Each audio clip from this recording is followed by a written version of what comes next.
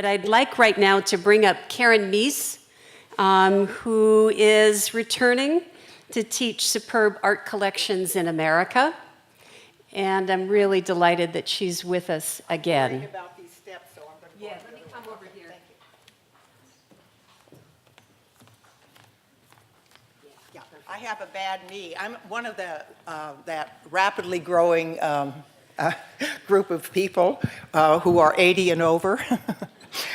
Anyway, I'm very excited to be teaching this class, which has been sort of brewing around in my mind for a long time. I'm an art historian.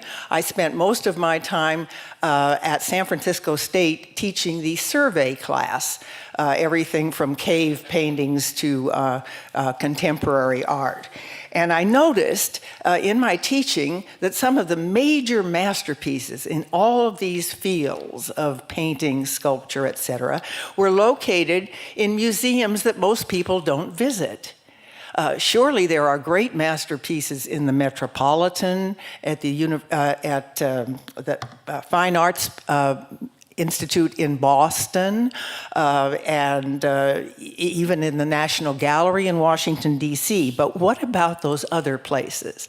And one day I was standing in the Duncan Phillips collection in Washington, D.C., looking what is surely Renoir's masterpiece, The Luncheon of the Boating Party, and I thought, everyone has to get to this museum.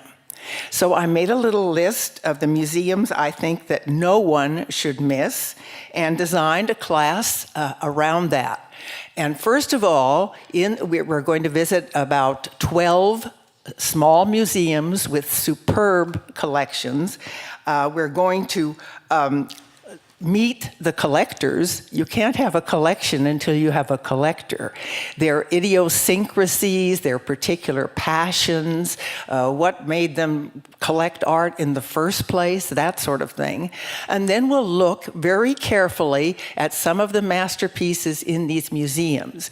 And as an art historian who has been teaching a variety of periods, isms, etc., for many, many years, I feel qualified in being able to go into these images with you to entertain questions. I'm going to be sure that my lectures, my PowerPoint lectures, get on the website so that you can have a look at them if you want, even before class, but surely to review them afterwards. And that you might have questions about some other work of art that you happen to know is in that museum, and why aren't we talking about that?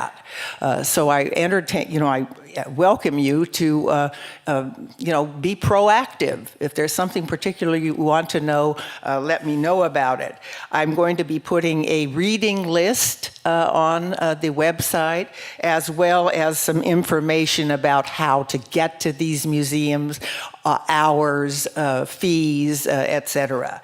Briefly, our itinerary will take us first to the J.P. Morgan Library and Museum in Manhattan, the Henry Clay Frick collection with its 3 Vermeers, the Isabella Stewart Gardner Museum, what a fascinating character she was, and the new location of the Alfred Barnes collection with these innumerable Cézannes, Renoirs, etc., also a very colorful character. The Phillips collection, which I mentioned in relation to Renoir's masterpiece. Duncan Phillips was the first of these collectors to collect modern art, by the way. And when we visit there, we'll see what Matisse paintings, which ones of those inspired Richard Diebenkorn. And we'll also be able to look at the Richard Diebenkorns in the Phillips collection. We'll visit the Sterling and Francine Clark collection in Williamstown, Massachusetts. Fabulous collection of Impressionist and Post-Impressionist art. The Kimball Museum. Kay Kimball only collected old masters. His museum is in Fort Worth, Texas. The only reason, in my opinion, for going to Fort Worth, Texas. The only time I've ever been in Texas, in fact. The Norton Simon collection in Pasadena, what a jewel. All of you have seen it once a year when the Rose Bowl parade goes by, the Norton Simon collection. We will visit that. Both campuses of the John Paul Getty Museum, the Getty Villa in Malibu, which was fashioned after a villa in Herculaneum. It houses antique art and, sadly, a few fakes. We'll visit the Getty Center, this incredible vast museum. It really doesn't belong in a class on small museums, but it started as a small museum. This is an expansion that I think John Paul Getty would probably be, well, is probably rolling over in his grave, not because of the expense of it, but because I think he wouldn't have liked some of the art. We'll conclude with another library, the Huntington Library and Museum in San Marino, California, and I think you'll agree that Henry and Arabella Huntington are two of the most interesting of the collectors we will meet on this little journey. I encourage you to take the class and then surely to visit the museums.